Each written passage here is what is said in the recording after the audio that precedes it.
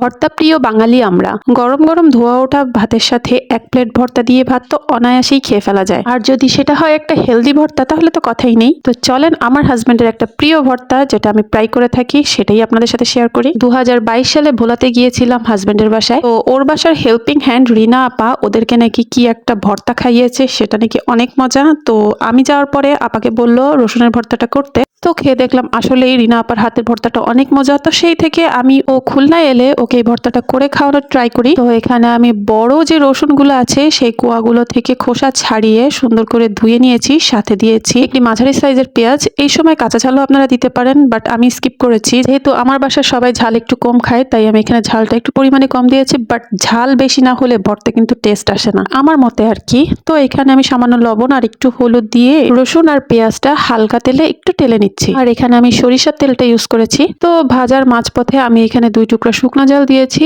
এখানে আরেকটু ঝাল হলে মনে হয় আরেকটু বেশি বেটার হতো। যাই হোক, আমি এগুলো দিয়ে আবার নেড়েচেড়ে একটু ভেজে নিচ্ছি। ভাজতে ভাজতে ঠিক এরকম টেক্সচার এসেছে, মানে হালকা ভাজা দিয়েছি। তো এই সব উপকরণ এখন আমি পাটায় নিয়ে নিয়েছি। এখন এটাকে আমি বেটে নিব।